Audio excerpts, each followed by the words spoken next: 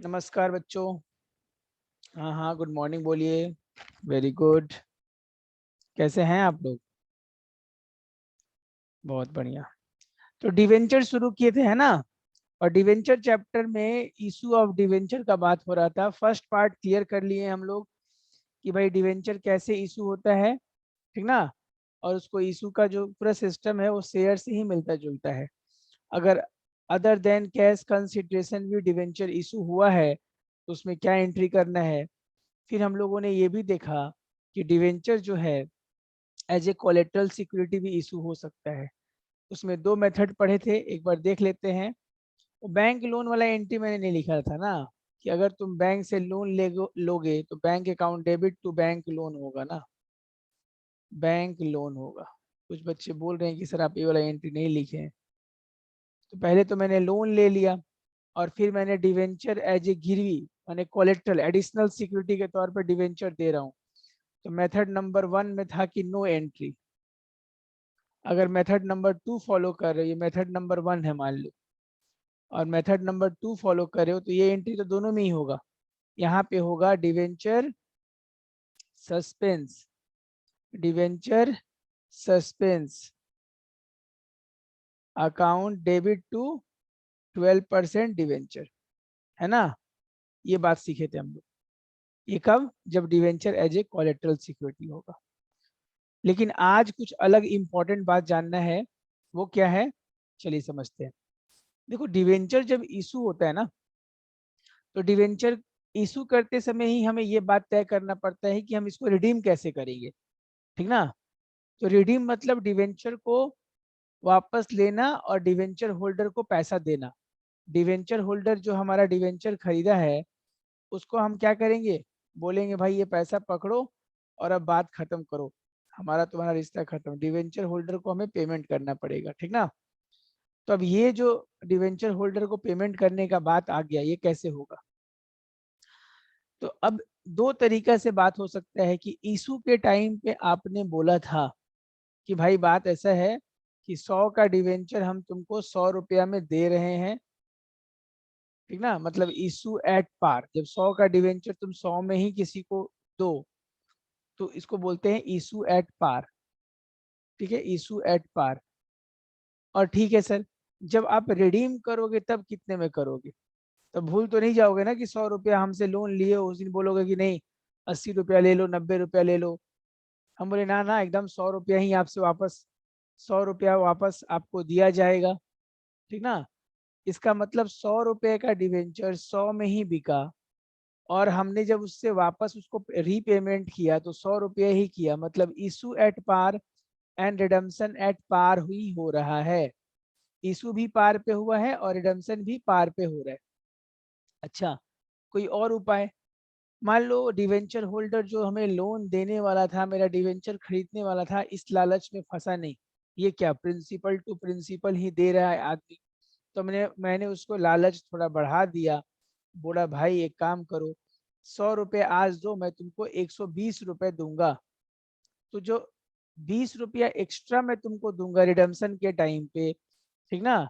मतलब आज तुम मुझे 100 रुपया दो, 2 साल 5 साल बाद जितने दिन भी का भी कॉन्ट्रैक्ट हो रहा है हमारे बीच में, उस उतना दिन के बाद आपको 20 रुपए अधिक मिल रहे हैं। तो सर ये क्या इंटरेस्ट है क्या? ना ना, इंटरेस्ट तो साल भर में मिलता ही रहेगा हर साल। ये है वो प्रीमियम का पैसा जो आपको एक्स्ट्रा मनी के रूप में मिल रहा है। तो ये 20 रुपया जो हम लोग दे रहे हैं एक्स्ट्रा, इसको बोलते हैं प्रीमियम ऑन रिडम्पशन। क्या बोलते हैं? Premium on redemption of debenture. अच्छा, इसका मतलब दो तरीका से हम लोग रिडीम कर सकते हैं, एक पार पे, एक प्रीमियम पे, ठीक ना? अब तुम बोलोगे सर डिस्काउंट पे नहीं कर सकते क्या? अब तुम ही बताओ। आज मैं तुमको बोलूं कि ये 2022 चल रहा है, मुझे 100 नहीं, 1000, 10,000 रुपए दे दो। जब 2024 आएगा तो बीच बीच में मैं तुमको इंटरेस्ट तो दूंगा, लेकिन इस 10,000 के बदले 8,000 रुपए दूंगा। तुमको कैसा लगेगा? गुस्सा आएगा कि नहीं, बता दो। तुम क्या ये पैसा हमको दोगे? आज 10,000 तुम हमको दो, 2-3 साल बाद हम तुमको 8,000 देंगे। ये सुनने में कैसा लग रहा है? कोई भी इंसान इस ऑफर को एक्सेप्ट करेगा? नहीं करेगा। तो किताबी भाषा में हो सकता है ऐसा सिचुएशन क्रिएट किया जा सकता है, लेकिन रियल लाइफ में तो ऐसा पॉसिबल है नहीं। तो बस यही 6 कंडीशन हम लोग को आज पढ़ना है। आओ पढ़ते हैं कैसे कैसे। तो 6 कंडीशन क्या है, टॉपिक का नाम लिखते हैं। टॉपिक का नाम लिखो, issue of debenture. Issue of debenture when condition mention about the redemption, when condition is mentioned about the redemption। क्या कंडीशन आप डाला है, कंडीशन मेंशन होना चाहिए अबाउट रिडेम्पशन के बारे में। ठीक है, एकदम सही है। तो चलो पहला टॉपिक लिखते हैं, issue at par, issue at par and redeem at par, redeem at par. Par पे इशू होगा और पार पे ही रिडीम होगा, इस चीज का एंट्री क्या होगा। तो एकदम कोई टेंशन का बात नहीं है। आओ देखते हैं। मैंने 100 रुपए का चीज तुमको 100 रुपए में ही दिया है, तो bank account debit, bank account debit होगा। मान लो डिवेंचर, एक डिवेंचर 100 रुपए का था और तुमने एक ही खरीदा है, टू 12% डिवेंचर। सर वो एप्लीकेशन अलॉटमेंट वाला चक्कर, अगर वो करोगे तो एक बार एप्लीकेशन फिर एक बार अलॉटमेंट में जाना पड़ेगा, एक ही बार नक्की करते हैं इसको। ठीक ना, समझदार हो गए हो तुम लोग अब। बस issue at par, redeem at par, 100 and 100। बोलिए सेकेंड कंडीशन देखते हैं, थोड़ा देखेंगे तो समझ में आएगा। Issue at discount, issue at discount and redeem at par. Issue at discount मतलब 100 का चीज मैं बोल रहा हूँ कि आज तुमको 90 रुपए में दे देता हूँ, लेकिन 1 साल बाद 2 साल बाद जब मैं तुमसे लूंगा तो पूरा 100 का 100 दूंगा। ये सुनने में तुमको अच्छा लगेगा, और मेरे को जो फाइनेंशियल क्रंच हुआ है, मेरे को जो पैसा का दरकार है वो भी पूरा हो जाएगा। ये सौदा थोड़ा ठीक लग रहा है उसके पॉइंट ऑफ व्यू से, डिवेंचर होल्डर के पॉइंट ऑफ व्यू से। आइए इसका एंट्री करते हैं। Bank account debit, bank account को डेबिट कर लीजिए। Discount on issue of debenture, discount on issue of debenture, ये भी हमारे लिए एक तरह लॉस हो गया ना, क्या समझे, capital loss. Debenture to 12% debenture, to 12% debenture. 90 रुपए मिल रहा है, 10 रुपए आपने डिस्काउंट दिया है, 100 रुपए का डिवेंचर था, ऐसा मान लीजिए।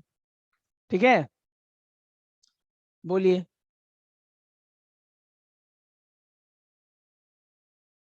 बालकों आगे बढ़ो। क्वेश्चन, क्वेश्चन बोल रहा हूँ, पार्ट 3 में आते हैं। Issue at, issue at premium, हाँ issue at premium and redeem at par. ये भी थोड़ा सुनने में अजीब लग रहा है कि सर आज आप हमको प्रीमियम में डिवेंचर दे रहे हैं। प्रीमियम में डिवेंचर देने का मतलब है तुम डिवेंचर होल्डर हो, मैं कंपनी हूं, मैं तुमको डिवेंचर सेल कर रहा हूँ बेटा। 100 रुपए के डिवेंचर के लिए मैं तुमसे 105 रुपए मांग रहा हूँ, कि बहुत लोग मांग रहे हैं, थोड़ा मैं प्रीमियम चार्ज कर ले रहा हूँ, तुमको ही क्यों दूं। चलो सही बात है, लेकिन आज से 2 साल बाद 3 साल बाद जब तुम मेरे पास वापस आओगे कि सर ये अपना डिवेंचर पकड़िए मेरा पैसा दीजिए, या मैं आऊंगा कि चलो चलो वापस करो, बहुत इंटरेस्ट ले लिए तुम, तो उस समय तुमको मैं 100 रुपये ही दूंगा। चलो इसका एंट्री देखते हैं। बैंक अकाउंट डेबिट, जब तुम डिवेंचर इशू करोगे तो तुमको 105 रुपये मिल रहा है। अच्छा, टू 12% डिवेंचर, मैंने नाम रख दिया है डिवेंचर का 12%, क्या समझे, 12% डिवेंचर। 12% डिवेंचर कितने का दे दो, 100 रुपए का दे दो। To securities premium, to securities premium कितने का, 5 रुपए का। हो तो गया, क्या टेंशन। ठीक है, सिक्योरिटी प्रीमियम। इस चैप्टर में रिजर्व्स भी लिखते हैं हम लोग, अगर शेयर्स रहता तो सिर्फ सिक्योरिटी प्रीमियम लिख के छोड़ देते। तो issue at par, redeem at par, normal. Issue at discount, redeem at par, discount debit हो गया। Issue at par, sorry, issue at premium and redeem at par, ये हो गया। 3 कंडीशन हो गया और 3 पढ़ लेना है। आइए 4th कंडीशन लिखते हैं। Issue at par and redeem at premium. मतलब क्या, प्रीमियम पे रिडीम कर रहे हैं बच्चों? हेलो, सुनिए ध्यान से थोड़ा। इशू पार पे हो रहा है लेकिन रिडीम किस पे हो रहा है? प्रीमियम पे हो रहा है। Issue at par and redeem at premium. ठीक है, चलिए इस चीज को भी निपटा देते हैं। Issue at par and redeem at premium में क्या कहानी छुपा है, आइए देख लेते हैं।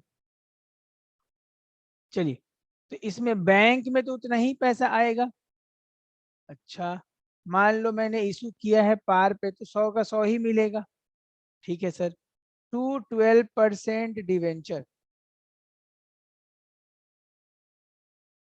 यहाँ भी 100 रुपया। लेकिन प्रॉब्लम क्या है ना, कि मैंने तुमको प्रॉमिस कर दिया कि भाई आज से 2 साल बाद, 3 साल बाद जब तुमको डिवेंचर में, डिवेंचर का वापस रीपेमेंट करूंगा, तुमसे डिवेंचर का सर्टिफिकेट ले लूंगा, तब मैं तुमको कुछ ज्यादा पैसा दूंगा। वो ज्यादा पैसा मतलब 100 के बदले मैं तुम्हें 105, 110, मान लो 10 रुपया। वो 10 रुपया को प्रीमियम बोलते हैं।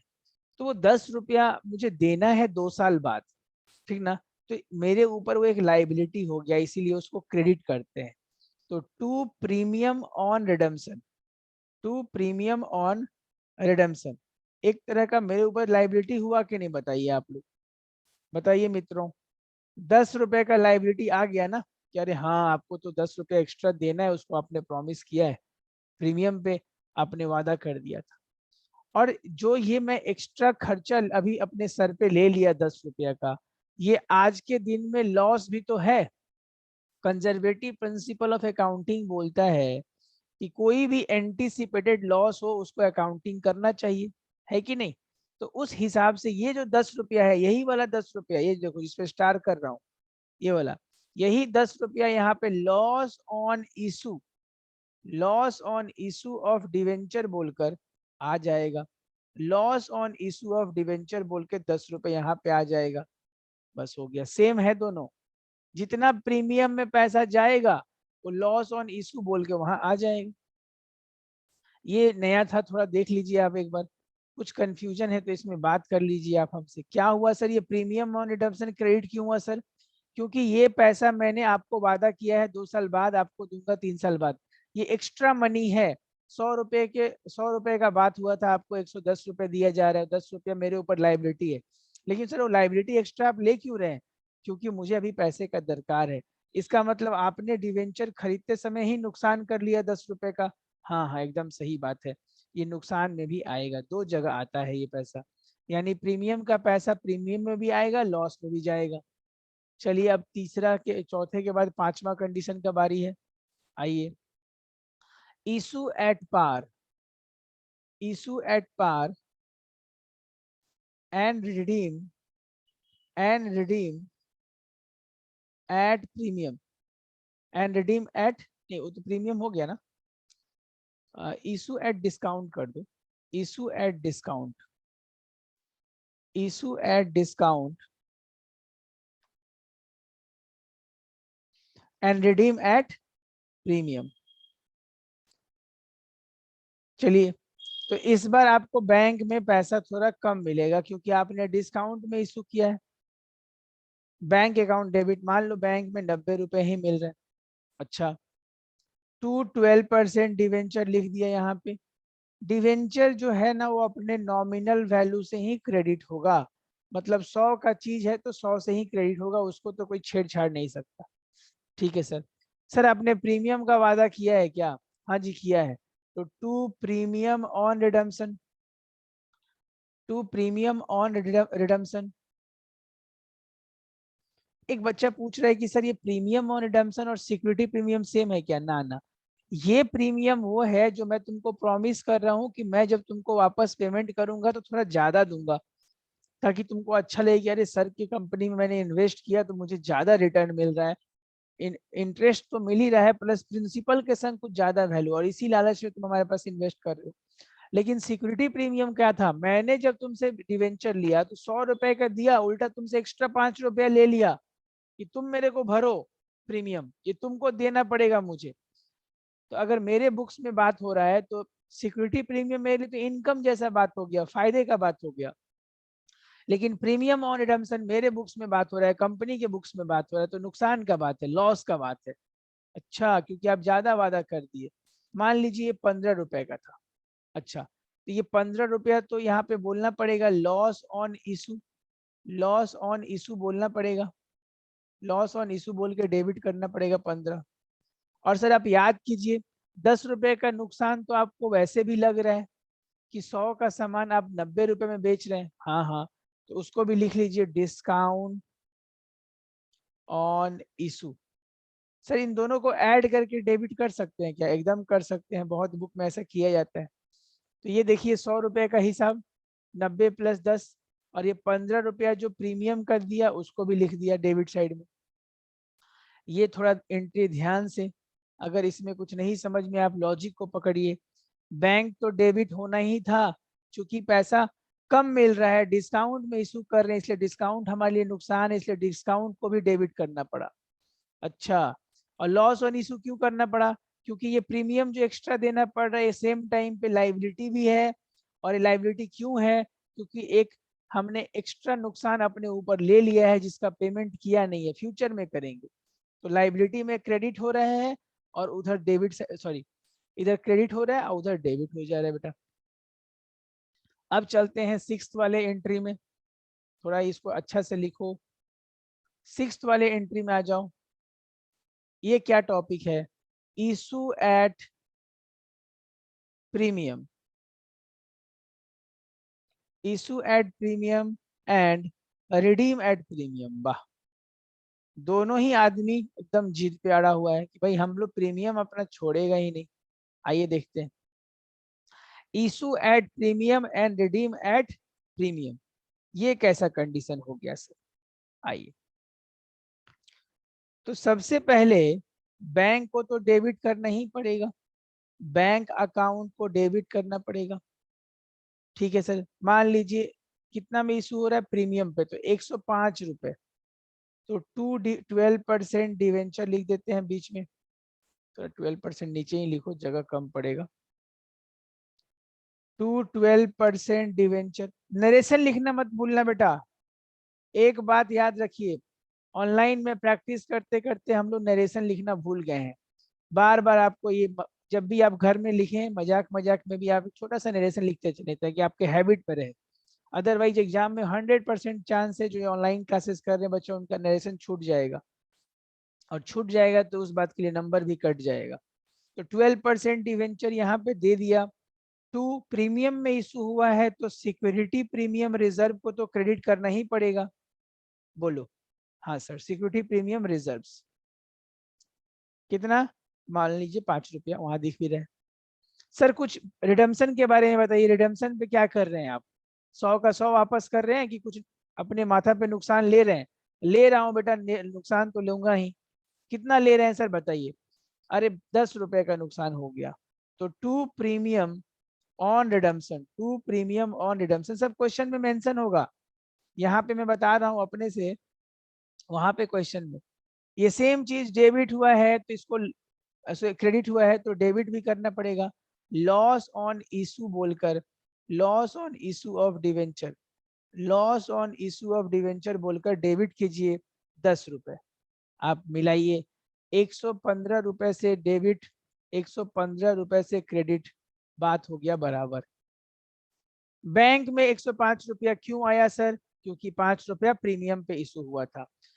यहाँ पे डिवेंचर तो एज यूजुअल वो अपना 12% सिद्धांत लेके बैठा हुआ है कि नॉमिनल वैल्यू से ही क्रेडिट होगा।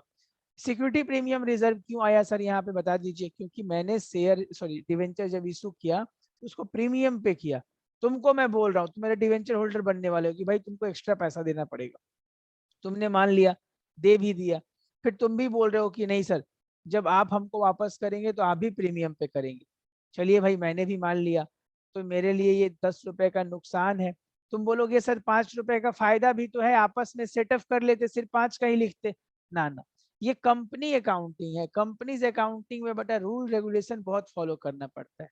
जो पैसे का यूज उन्होंने बोल दिया है कि ऐसे, ये क्या है ना, ये सिक्योरिटी प्रीमियम रिजर्व का अलग से यूज है, ये प्रीमियम और रिडम्पशन का अलग अलग से यूज है इन सब चीजों का।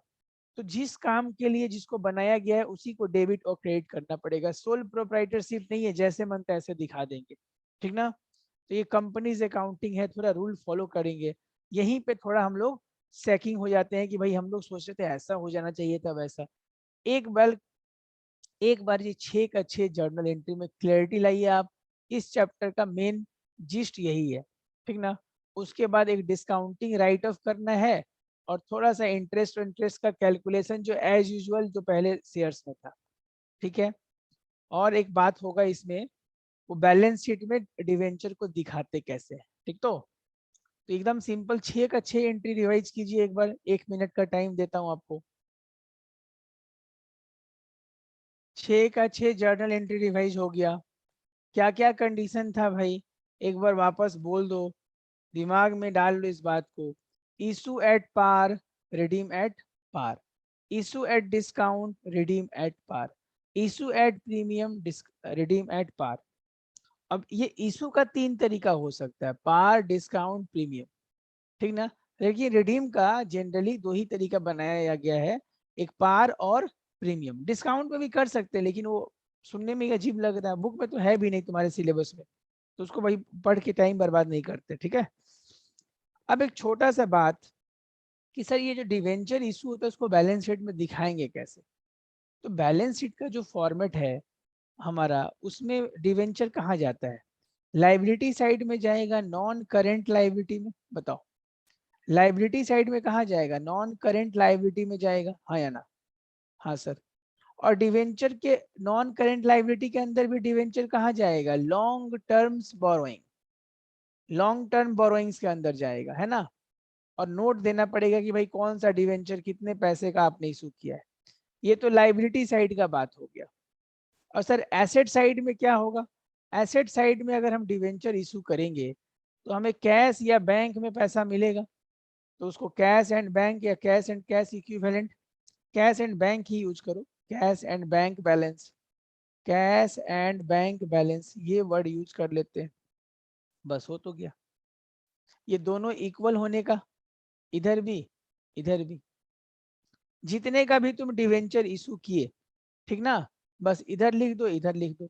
5 लाख का इशू किए होगे तो 5 लाख रुपए मिल गए होंगे तुम्हें, नॉर्मल सा हिसाब। डिवेंचर इशू करेंगे तो हमारे ऊपर एक लाइबिलिटी आएगा, बहुत अच्छा बात। उसको हम कहाँ लिखेंगे भाई, लाइबिलिटी में। लाइबिलिटी में कहाँ लिखेंगे सर, 2 तरह का लाइबिलिटी होता है, नॉन करेंट और करेंट। करेंट लाइबिलिटी तो होता नहीं है डिवेंचर, थोड़ा लॉन्ग टर्म लाइबिलिटी होता है, तो उसमें नॉन करेंट में चलेगा। उसमें कहाँ पे, लॉन्ग टर्म बोरोइंग्स के अंदर आप लिख देना, बहुत अच्छा। इसके लिए क्या नोट बनाना पड़ेगा, स्टार्टिंग में तुम घर पे यहीं पे लिख लिख के प्रैक्टिस करो, 1-2 दिन बाद इसको नीचे उतार के यहाँ पे नोट्स टू अकाउंट्स में लिख देना, ठीक है सर। दूसरा बात आप एक बात बता दीजिए, दूसरा एक बात बता दीजिए कि सर वहां पे डिस्काउंट का भी बात हो रहा था, प्रीमियम का भी बात हो रहा था, वो सब कैसे लिखेंगे। तो वो सब का बात ऐसा है कि जो भी प्रीमियम का पैसा मिलेगा, डिस्काउंट का होगा, मतलब सिक्योरिटी प्रीमियम रिजर्व का जो पैसा मिलेगा उसका रिश्ता है, जस्ट इसके ऊपर बनता है शेयर होल्डर फंड्स। क्या बनता है, share holder funds. Share holder funds का जो सेकेंड हेड है उसमें लिखते हैं हम लोग रिजर्व्स एंड सरप्लस। क्या लिखते हैं, रिजर्व एंड सरप्लस।